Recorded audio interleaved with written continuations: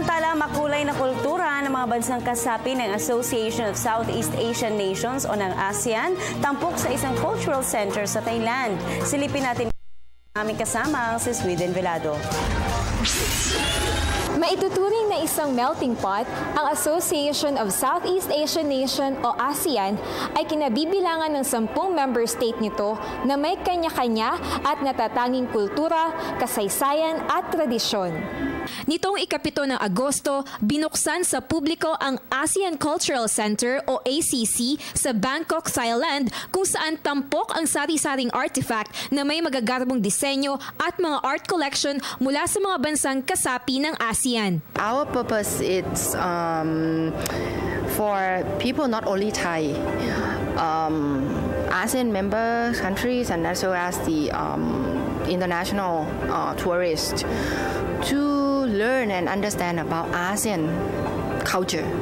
So if you know about the way of life of your friends, it's very easy for you to be open-minded. Tiyak na mabibighani ang mga bibisita sa ASEAN Cultural Center dahil sa kakaibang activities tulad na lang nito. Itatapat mo sa screen ang isang malaking platong may bandila ng Pilipinas at instant na makikita kung paano lutuin at ihain ang isa sa mga paboritong pagkain ng Pinoy, ang adobo. Para naman malaman kung bagay ba sa akin ng Barot Saya, sinubukan ko rin ang isa pang high-tech na activity na ito.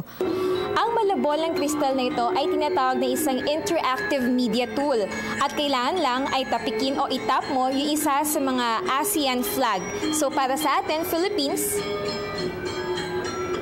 Pagkatapos itap ay makikita na sa screen ang mga video at larawan na nagpapakita ng makukulay na tradisyon at kultura ng bansang Pilipinas. Ayon kay ACC Director Urusaya Intrasuksri, nakipagtulungan sila sa Embahada ng Pilipinas at National Commission for Culture and the Arts o NCCA artifacts na pwedeng i-display sa museo. Isang paraan na rin aniya ang pagbuo ng ganitong klaseng proyekto para mapangalagaan at mapreserba ang kultura at tradisyon ng bawat miyembro ng ASEAN. We open every day except on Monday and from 10 to 5 and this is free of charge. Para sa Telebisyon ng Bayan, ako si Sweden Velado.